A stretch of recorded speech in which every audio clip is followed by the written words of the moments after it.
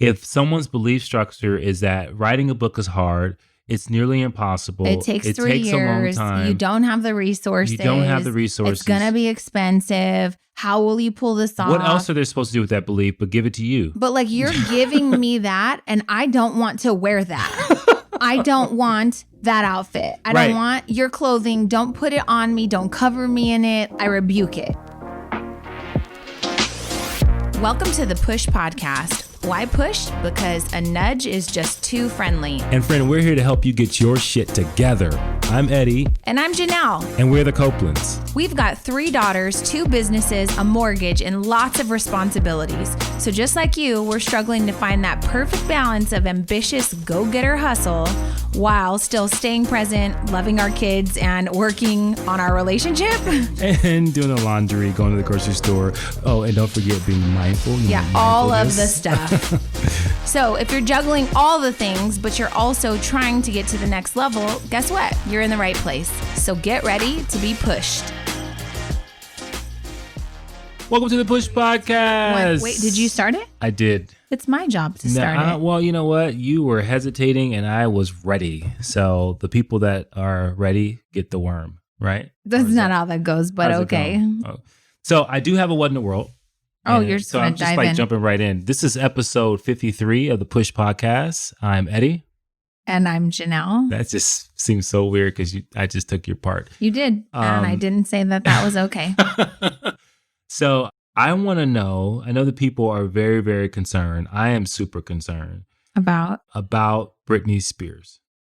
Isn't this old news? No, it's not. It's ongoing news. What? Right? There are certain things that like keep going. So you want to save Britney? It appears Britney needs to be saved. She doesn't get out much. She stays in her house. She dances a lot. There was a moment where she burned her gym down. That's old news, though. This is ongoing. Like, she's still having problems. And then, the crazy thing is people go on and they say, hey, Britney, if you're in trouble, wear yellow tomorrow or something. And she does. She wears like yellow and like.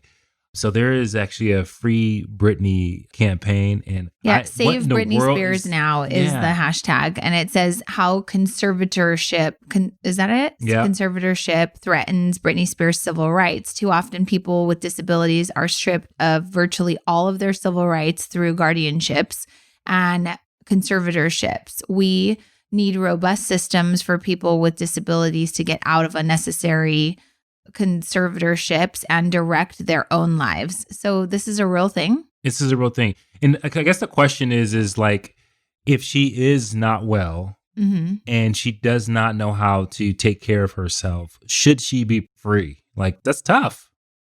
I mean, you're talking about somebody's civil rights. Well, she's petitioning for change of conservator. She is? It says it right here.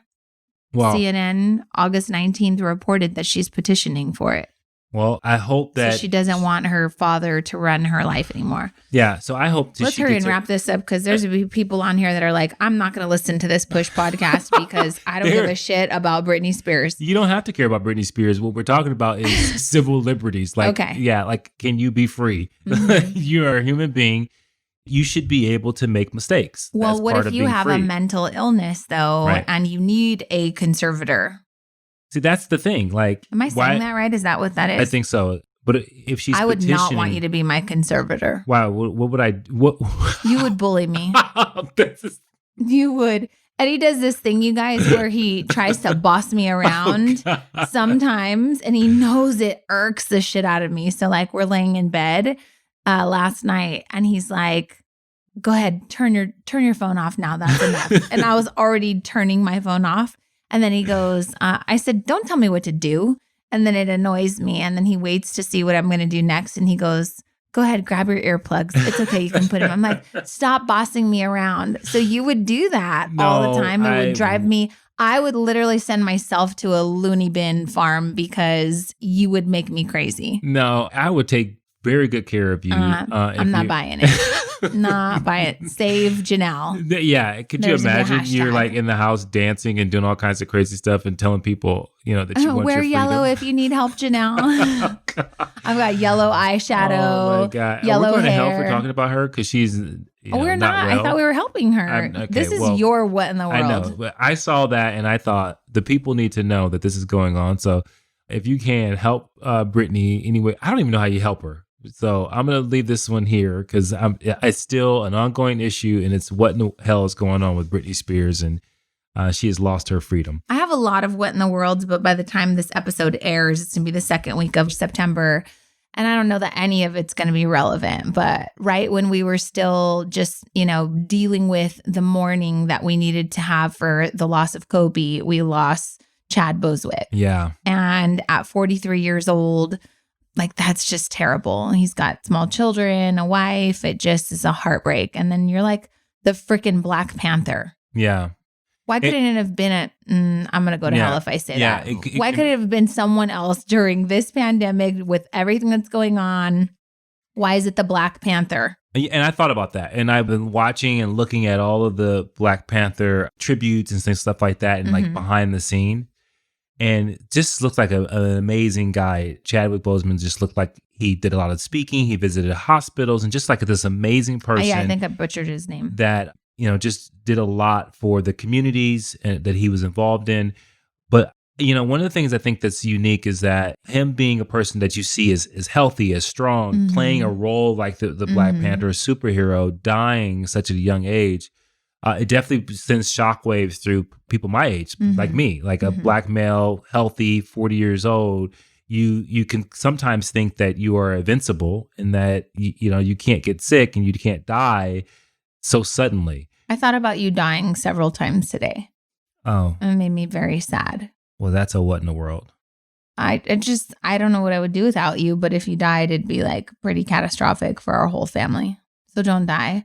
But we talked last night about the fact that you have basically bragged about, I never go to the doctor. I did not brag about that. I brag about not getting sick. Okay. Well, you don't get sick, so you never go to the doctor. Fab didn't talk to me. You lectured me about my health. Well, I'm talking to you now publicly. You need to take your ass to the doctor and go have some tests done, because if you're an infant, you got to get tests. If you're a toddler, if you're a 5-year-old, if you're in high school. So, I mean, you at that age, your age is getting kind of up there. You got to get yourself checked. And I'm well aware that I've had a colonoscopy. I've had mammogram. I've had blood work done.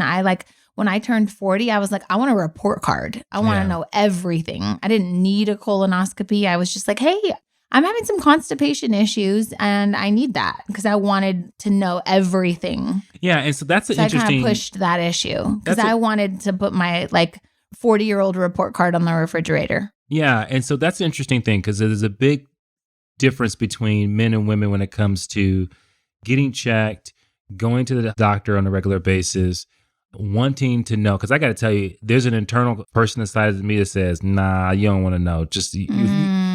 I know you're looking at me crazy, but I think there are a lot of men that may be out there that listen to the Push podcast and feel the exact same way. Like if I went and I surveyed the 3 men that listen to the Push podcast. Well, I'm just saying this statistically that says that men don't go to the doctor. They don't want to get the prognosis. They don't want to hear those things. All right, there's a guys, fear I want to know. There's a fear that men have about getting sick and being vulnerable. I think it's stupid. It is stupid. Okay, because if you don't know, then you can't fix anything. So I think it's super ignorant of people to say, nah, I don't want to go to the doctor because I don't want to know. Statistically shows that women are very much about knowing everything, and men are like not going to the doctor, don't want to know. What statistics, sir? You can look it up. We'll look it up. But I'll tell you that it's a very stark difference between women that go to the doctor on a regular basis versus men.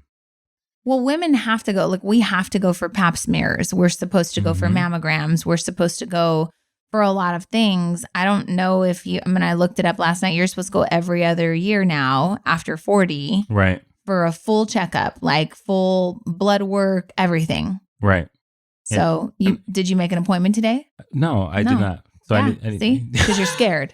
Stop being a punk and go to the doctor. Stop being a punk. Okay, so I have a lot of stuff to talk about, but I think it's all highly inappropriate. We've never held back on the Push podcast, but there's so much that's kind of up in the air right now with politics, with the pandemic, with like, it's just a lot and everything's turning political and it's just a lot, right? Yeah. One thing I am going to talk about, though, is Kamala Harris being elected selected for vice president. If I hear one more person say, which by the way, they're Republican, saying, she slept her way to the top, I'm going to lose my shit. Literally gonna lose my shit.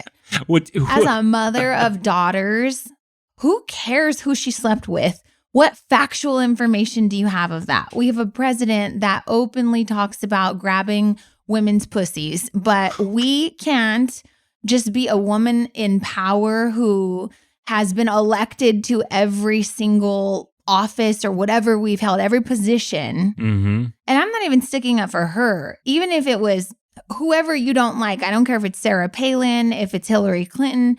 Anytime a woman especially says she slept her way to the top, I'm so offended by that. Right.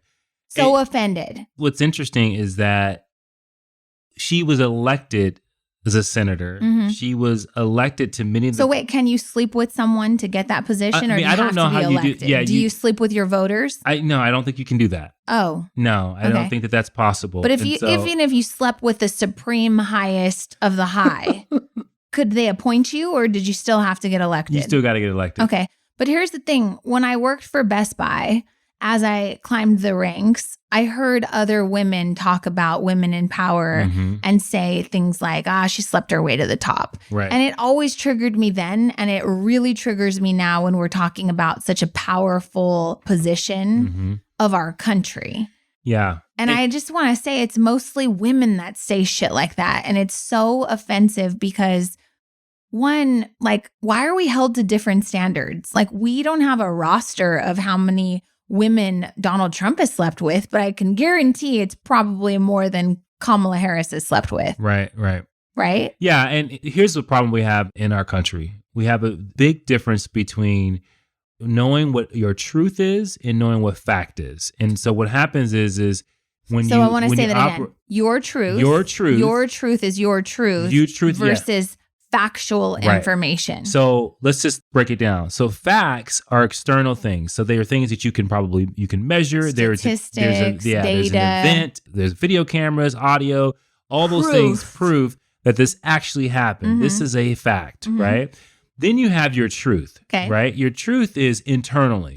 Internally, when things happen, you make them mean something and you create a belief or a truth because of it, right? So if my truth is that women can't do this job as a president, right? Then it doesn't matter what the facts are. It doesn't matter that women have been successful as a governor or a mayor and they could probably be a president. My truth would tell me I'm going to find every single reason that makes me right. And so the problem what we have now is in every single thing that we have that goes on in this country, it boils down to people wanting to be right and they wanted their truth to be validated because it makes them feel significant. It makes them right. It's an ego-driven thing. And so when people say, Kamala Harris, she slept her way to the top, what that does is it validates their truth that one, they don't believe that she should be in that role, or two, because of the political standing of the political party they're in, they want to find ways to win.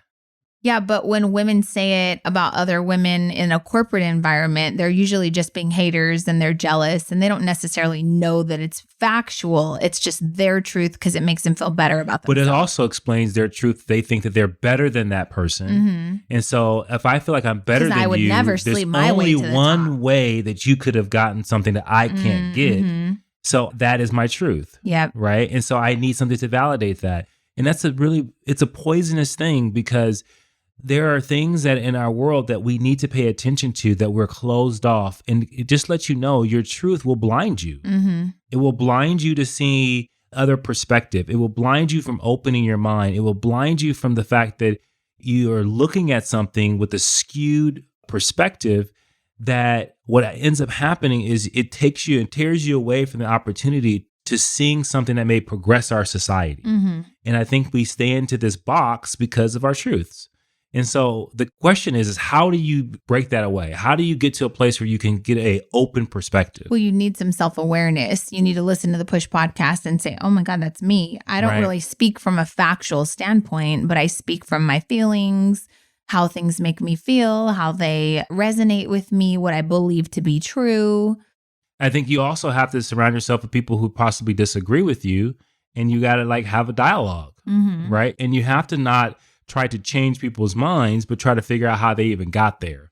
Speaking of disagreeing with you, I'm going to switch topics now. You ready? Oh, okay. Hold on. So we just went through the closure of the Cake Mamas. We had an amazing farewell party. There were probably 1,000 people that came out that wanted to support us. Everything that could have gone wrong went wrong. Everything. Right. So it was triple digit weather. That never is good when you're baking all day long and you have your ovens on. One of our ovens went out in the middle of baking thousands of cupcakes. 2 of our refrigerators took a dump because it was like 95 degrees in the bakery. Everything was melting. It's just like everything that could have went wrong. Yeah. Was that Murphy's Agreed? Law or something like that? So we still pushed through. We still had a great party. There were people that waited longer than we wanted them to wait. Shout out to you guys if you're listening. I'm super sorry. But there were things out of our control. And the great thing is when I shared it the next day, like, hey, here's what we were up against, but I truly apologize that you waited so long. Most people were like, wow, that really sucks. Like you guys did an amazing job based on what you were up against. Thank you so much for that. Right? Yeah. So then, all day long, all week long, since I've been public about closing the bakery, people are just so sad that they're never going to have their favorite Cake Mama cupcake flavor again. So I threw a poll out there and said, what about if we were to publish our recipes in a cookbook? And people went bananas, went crazy. So then I was like, you know what? I'm going to stay in the bakery for 1 more month. I'm going to recreate all the stuff. I'm going to double verify all these recipes. I'm going to take good photography. I'm going to film some behind the scenes, and I'm going to put a cookbook together in the next 30 days. Yeah. So 30 days, meaning I'm utilizing the kitchen, the oven, all of that stuff. I've got to book photographers. I've got to book a videographer. So I make all this happen in like 24 hours. I can't tell you how many people have shot holes in my plan. Like that's my what in the world. Like I can't tell you how many people are like, I think you're trying to cram that.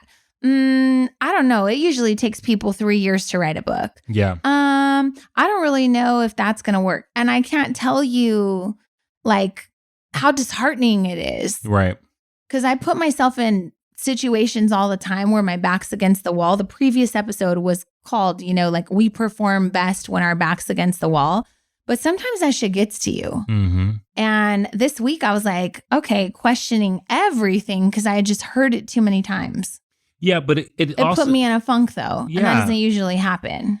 But I mean, I think that the big thing is to keep in mind, like, as we just talked about, like truths and facts, like that's a good example of that. Like if someone's belief structure is that writing a book is hard, it's nearly impossible. It takes 3 years. A long time. You don't have the resources. It's going to be expensive. How will you pull this off? What else are they supposed to do with that belief but give it to you? But like you're giving me that and I don't want to wear that. I don't want that outfit. I don't want your clothing. Don't put it on me. Don't cover me in it. I rebuke it. Right.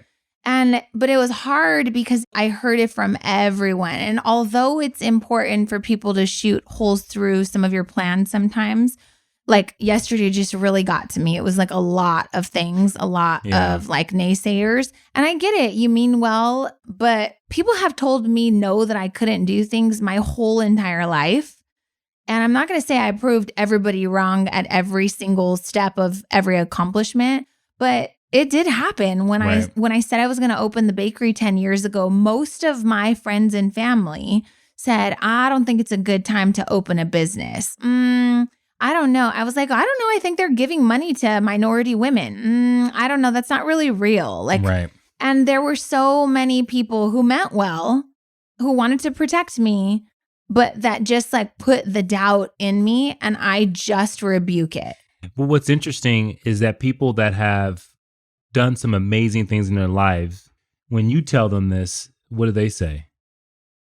You can do it. Yeah. They're like, oh, that's awesome. It's interesting because like when you believe and when you've accomplished something, you've done something, your perspective is very, very different. And the reality is that the fact is people have probably put out a book in 30 days. People have probably put out a book in 60 days. Like that is the fact. I planned a wedding in 30 days. Right. And so the truth, I picked out an entire bathroom remodel in less than 24 hours. Right. But the truth is very different. And so when people, and this is the big thing, when you want to do something audacious, when you want to do something special, people can't help but share their limiting beliefs with you because that's how they're operating. Well, that's what I'm saying. I think that people mean well. They do. But I'm human. And sometimes I'm just like, it creeps in and I'm like, wait, how did I put this outfit on? I told you I didn't want to wear this outfit. It's like a visual metaphor for me. Like, don't put that shit on my shoulders. I don't want to wear that.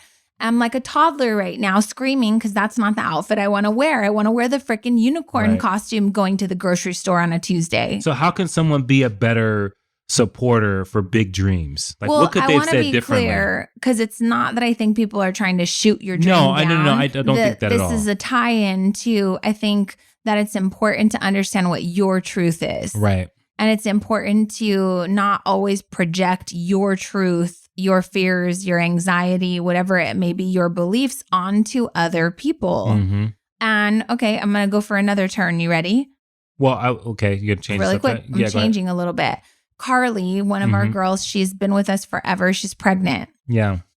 You know, we talked about being a helicopter mom. Yeah. And I was like, you have to let your kids make mistakes, fall down. She's got to scuff her legs. Like she's got to not know that you're around for everything, right? You don't want to instill and pass on your anxiety to your child. Right. So although this little being is going to come out of you and you're going to be so overprotective and so loving and caring and nurturing, you're not going to know what to do with yourself. Refrain. Because you don't want to hand all of that worry and fear over to this little child because it'll warp the way that she grows up in the world. Oh, yeah. Like, and here's the crazy thing is because we've talked about this before, kids don't come with a lot of fears, right? They come with like the fear of falling. The fear of falling. And if you make a loud noise, they'll jump, right? Yeah, it might startle them, right? That's it. Two fears. Everything loud else, noises as a parent, and falls. You provide. You create it, instill it, and enable it. If you're afraid of spiders or crickets, guess dogs. What?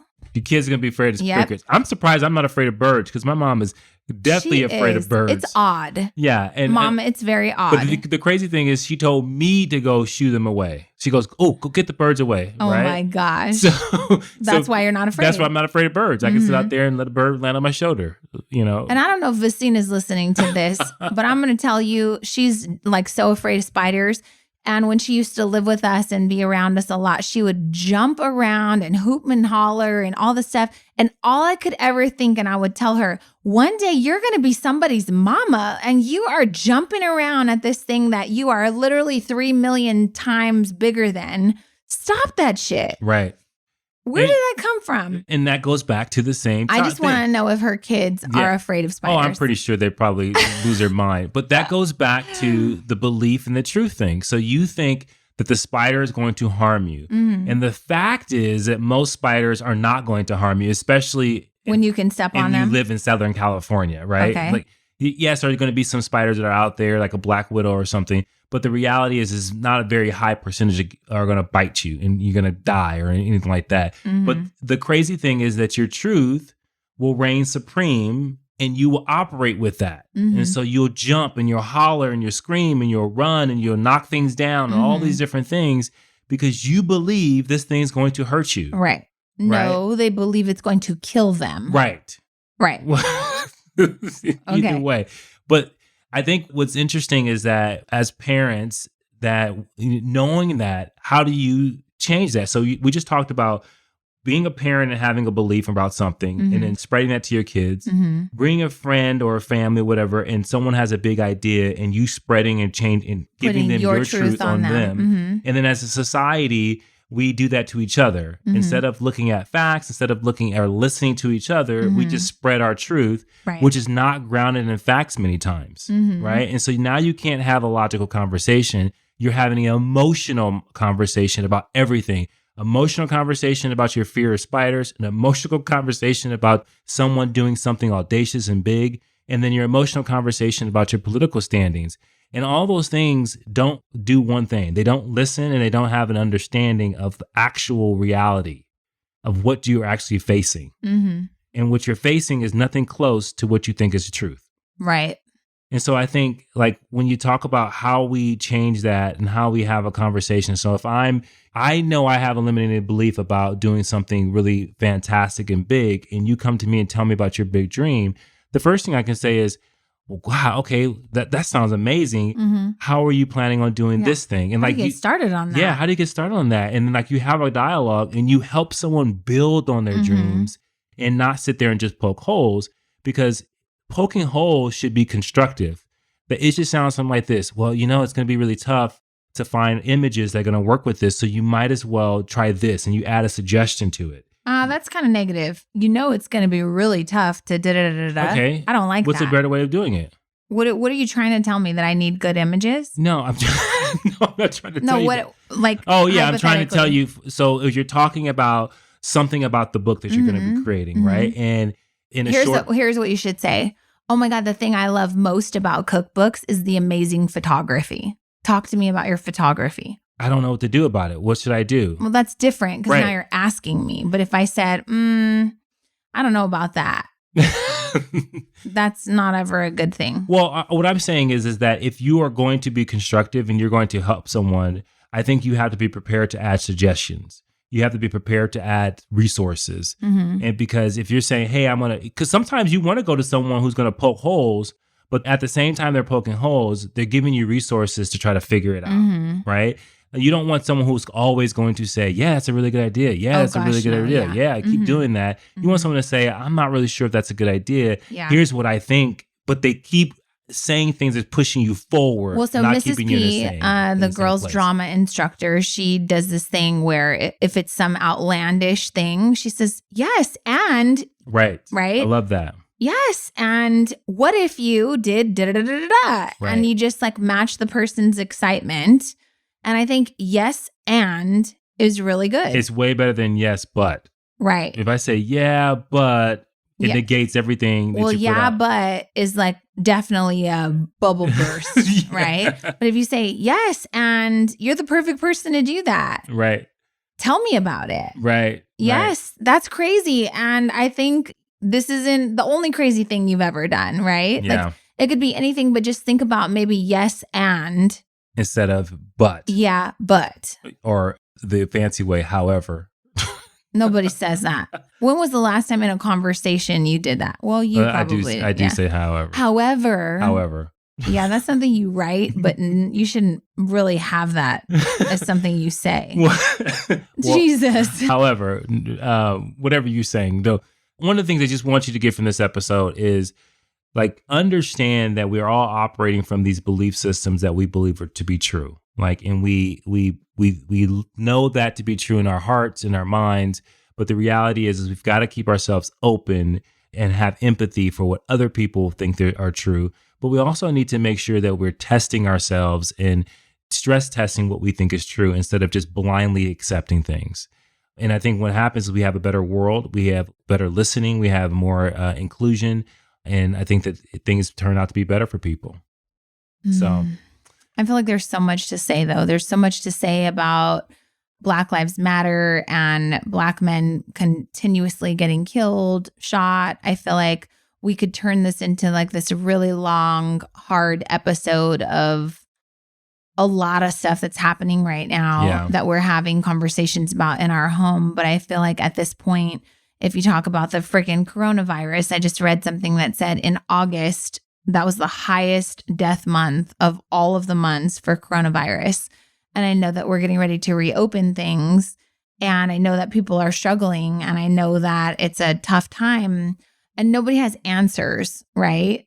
But that's a whole nother conversation when I don't know. I spoke with someone yesterday who was just upset that she couldn't go to the gym. She's like, if I want to go to the gym and I want to lick every barbell, that's my responsibility and it's my choice. And I'm like, what do you get from like demanding that? I don't understand. Like, well, you bring whatever you get from licking the barbells to me. It just drives me nuts. So I don't know. I don't think we should get into all of this because it's so touchy for everyone, but it's like a heavy thing right now. Yeah. And I'll just say this because this thing. However, Eddie has something to say. However, this is something I think is so important. This is definitely centered around personal development. I want people to understand this. If you are the type of person that utter the words the right or the left. Oh, this is your what in the world. You're so annoyed by this. I'm so annoyed by this because here's the thing. We refer to what's called group thinking or what's actually technically called tribal thinking. And we group people into groups. So if I say Black Lives Matter, someone will say, well, you're a left. You're part of the left. If I say, you're a left-wing liberal. Blue Lives Matter or All Lives Matter, then I'm part of the right. And it drives me crazy because it stops people from having a dialogue. And what it does is it says, if you say that, then I know you think like this about everything else. I know that you are this way and you think this way and you have these beliefs. It's not only just a stereotype, it's tribal. It's grouping and it's generalizing people to a place where no longer do people have differing and varying degrees of ideas and opinions on things. All of a sudden you've said these people all think the same, and so we're going to put them in this category. And it, to me, is so damn lazy because the reality is that everybody has different ways of looking at things. And then you should. But then what ends up happening is now you end up having to defend your position for the entire left. I'm putting on air quotes right now, or entire right. And what ends up happening is we don't have a dialogue, and so we don't get progress in our country. We don't get progress as a community. All we do is look at each other and point fingers about how other people think. And then we demonize it. We dehumanize people a part of those groups. And then I think it's just lazy. And I think it's indicative to, honestly, how, from a leadership standpoint, how we're operating. We're just so divisive. And so one of the things I just say, and we won't get too far into this, is that if you are sitting back and you're listening to this and you're thinking about your political party, I get the two-party system we have. We have Democrats and we have Republicans. I get it. And I get that each one has an agenda that they're trying to push forward. Whether it be that they feel social, is right. economic, whatever. And I think that at the heart of it, people want to see the best things for the communities that they live in, for the best things for the country they live in. I think they want to see the best things for themselves. They do. And then there's people who think about others and they say, I want to vote against my own interests, right? And so that's when I think when you see people who vote for things that may have higher taxes. And outside of the party line that they've been raised to support. But I would love to see more freedom of thinking. I want people to stop thinking in the appropriate lines of the political party they're from and start to think about things in a more critical way. And I think we've just gotten so lazy and we allow the opinion news to drive what we do. And it's that's ridiculous. Another interesting thing, like facts versus truth. Yeah. There are certain news channels that constantly report unfactual. Well, it's opinion-based news. Right. And so they curve the narrative. But that should be illegal for you to be considered a news station, but it's opinion-based. That's not factual information that you're reporting, which I think is like the definition of news, right? Well, like news should be factual. This is what happened. Yeah, but I think that it is to a certain extent because we have to realize what is news trying to do is trying to get our attention. And what gets our attention most? Salacious, opinion-based. We want to know what the person telling the news thinks, right? And I think that's the problem. Like when you rely on television news, you have to realize you're being persuaded no matter what. It doesn't matter what news station you listen to. Propaganda. They're trying to persuade you because they're trying to get you interested. They're trying to get you hooked and they're trying to get you to return. Right. And so I think it's a show and there's ratings. So this episode is about truth versus fact. This is about understanding the difference between the two and starting to use your brain to kind of delineate and understand what is real and what is not. What should you research? When should you have empathy, which I think you should have empathy all the time? When should you listen, which I think you should listen all the time? Mm-hmm. And then look at things from a standpoint of don't separate and go, oh, that's a left way of thinking, that's a right way of thinking. Just think about it and saying, what's your way of thinking? Mm-hmm. Right? And I think that we'll have a better place. Amen. Let's do it. I mean, I don't really know if I agree with that, though, because sometimes your way of thinking is wrong.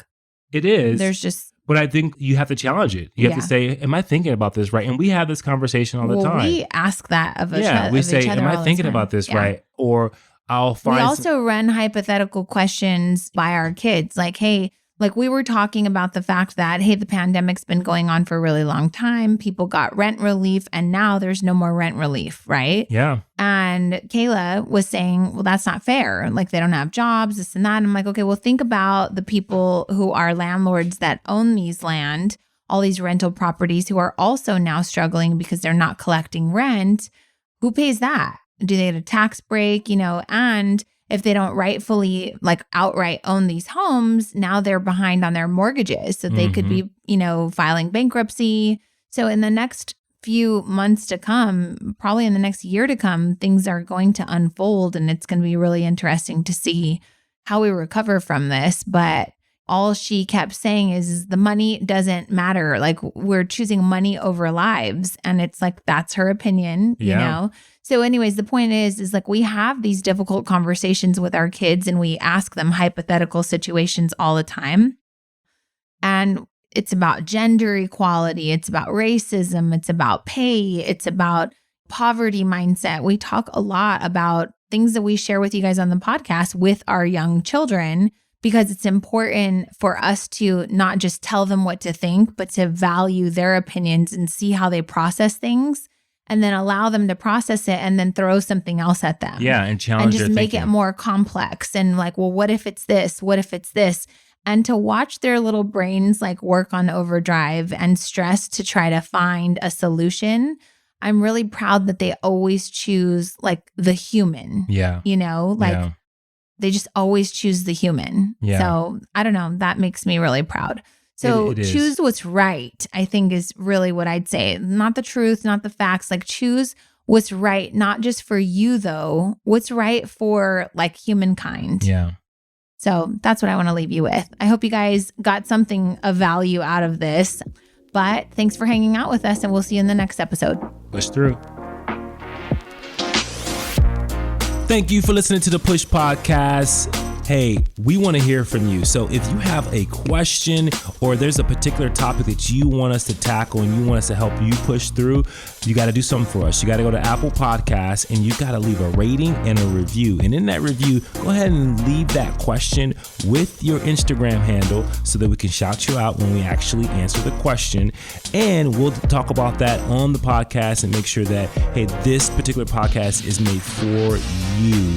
So leave a rating, leave a review, leave your handle, and until next time, push through.